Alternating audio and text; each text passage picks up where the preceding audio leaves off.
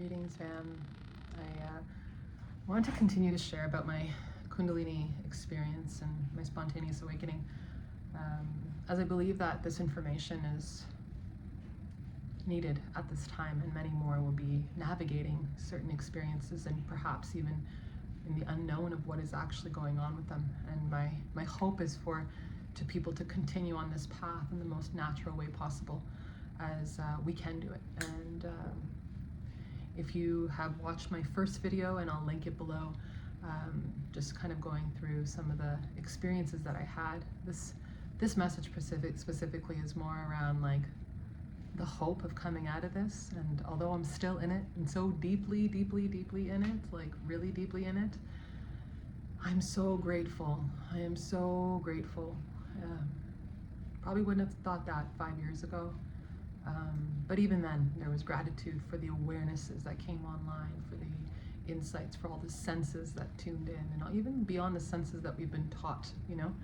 There was so much, and that so much continues to open and awaken within me.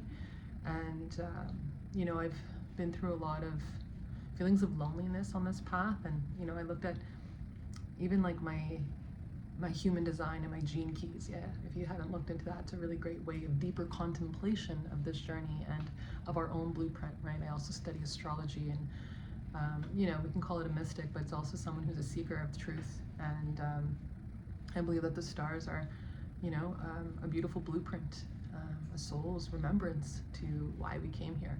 And if we can get through, if we can get through the turmoil and all the, you know, the feelings of uncertainty and unknown, the pain and everything that comes along with Kundalini, and on top of that, going through shamanic initiation, I tell you, I was like, fuck, I really signed up for this one. I really signed up for it. Everything just seems to be intensified on this path. But here I am, like almost 5 years later from my spontaneous awakening. And I wanted to share a little bit more like in depth, you know, and this is like not scripted, so I'm not even sure where this is going. I just want you to have, you know, that openness of, I don't believe in scripting so much and you know, maybe having guidelines, but I just want to let this conversation flow, because I know that my first video really touched a lot of people, and that was just like so meaningful to me, that others are also on this path, and others have also felt really scared and really, you know, dismantled. I can't even tell you how many times I just felt dismantled by this experience. And the clearings continue, it doesn't stop. You don't just turn off your Shakti, and you don't just turn off this process. That's super cute. There's a reason why you've been chosen for this. So really tapping into that and understanding that. And this is why I love astrology. This is why I incorporate astrology into all of the work that I offer, is because it's a deeper way of understanding yourself and a deeper way of loving yourself on a really special level of understanding. So, you know, there's so much that can be revealed through our birth chart, and even understanding, like, you know, for instance, I felt really dismantled by the energies in my lineage, in my home, and it's continuing something, you know, that I'm still dealing with in my own home, and having my own children and going through my own initiations as a mother. But during this process, like, I left my marriage, you know, I just felt so unseen and misunderstood. And I wish that more people knew about this, and more people who are going through Kundalini awakening, spontaneous awakening especially, that it's intense and we can't control it. I couldn't control those days where I was bedridden. I really couldn't, because there was nothing else that I could possibly do in those moments. And I felt very misunderstood. I felt very judged. And there was such a lack of education out there that really struck a chord within me. And when I learned deeper of the teachings of Kundalini and Shakti, and working with the energy of Shakti and embodying Shakti, and you know, protecting my field, and not keeping myself so open, you know, protecting my crown, and you know, not needing to save the world, not needing to also project that the world is screwed, because there is a process to this madness and to this chaos. And you know, even when we look at the chaos, this gaping void, it's this spaciousness. And I believe that this process creates that spaciousness, which can also, honestly, it can also feel very lonely, you know. And I've questioned that. I'm like, am I lonely, or is this actually the space that my soul was desiring in order to be able to take, you know, those next steps of my soul's evolution, you know? And there's a lot of ego deaths in this too. And I'm someone who works with psychedelics. The sacred mushroom is an initiate. I'm an initiate of the sacred mushroom, and the path of the sacred mushroom. I've sat with ayahuasca, as you probably know from my first video about this. It does intensify it as well. There is deeper intensities, deeper initiations, deeper insights that come in. Not something I would recommend for everyone. I would say it's not for everyone, truly. But I can say that, you know, this path has taught me a lot. It's taught me resilience. And what is transilience? You know, when we're going through deep transformation, we need resilience. And so that word is like written on my wall as, you know, something I'd like to bring back as well as my mentors. It's just like, there is this deep understanding that we're continuously changing and growing and evolving. And just much like if you look outside into nature, you know, it's continuously evolving. You know, it's this death and rebirth cycle. And if we learn how to embody this and to be in the liminal and learn how to dance in the liminal, this will help us through those transitions of our own ego deaths, of our own clearings in our purification process. As you know, in one of the stages of Kundalini, we go through a deep purification. Oh my gosh. Oh gosh. It's like never ending too. But I believe the physical body is like one of the first parts of that. So that's why I always say, stay pure, y'all, stay pure. And that was the message from God, was to stay pure and to keep my children pure. That was a really sharp, intuitive insight that I got before my spontaneous awakening. I had already been going through my awakening. So this was just like an added like oomph of an energy. And there's medicine in that, because, you know, my daughter said to me today, I said, you know, my eyebrows just, they kept falling out. And she's like, oh, that's normal. And I said, no, honey, that's not normal. God put us here perfect and whole. And some way down the path, or when we enter this world, there's things that happen to us, right? Or that's put into us that is beyond our control or our consent. And that needs purification. And so I've gone through the depths of this, and I've received insights on this that back then I couldn't always explain. Even when I was 11 and I had my near-death experience, I couldn't explain the insights that God was sharing with me. I didn't even know it was God, really. I just thought that everyone could hear this guidance and this voice, but they couldn't. So that, of course, made me feel like a lone wolf yet, you know, early on in this world. And that caused the numbing, and that caused the suppression and the impurity that came out with substance abuse and cigarettes and all this stuff, you know, because I would see people in my community and my family, and, you know, and they would come to life with alcohol, and they would be in their abundance with alcohol, and this was their embodiment. And so, of course, you know, here I am like, I need this. And through this, you know, through my awakening came the purification. I don't drink alcohol anymore, except on occasion. If it's my grandfather, the day of his death, I'll have a little bit of moonshine in his honor, as it was a medicine in his life. And I believe that alcohol is a medicine, because it is a powerful spirit that we're working with. So in his honor, I will have that, and on his homelands, I will have some in honor of his soul, his spirit that lives on. But I just wanted to say, for anybody that's navigating this experience, this Kundalini awakening, a spontaneous awakening, that there is hope and there is light at the end of the tunnel, and you're not alone on this path or this journey.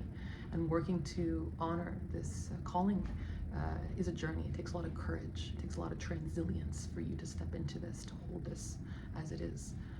And so reaching out for support, surrounding yourself with people that can support you, a group, working with practitioners that are aligned in this, who are aware of what Kundalini, what the process is. You know, I had never gone to Kundalini classes or trying to awaken my Kundalini. I had one, maybe, that one of my beautiful sisters was hosting at a retreat that I was at, that I partaked in. That was after my Kundalini awakening, that I found very overstimulating. So what we can do to ground our energy, what we can do to honor this call, and to honor even those moments of darkness and moments of psychosis, that like clearing and purging energy. It's like sometimes I would like look at myself and be like, wow, who was that?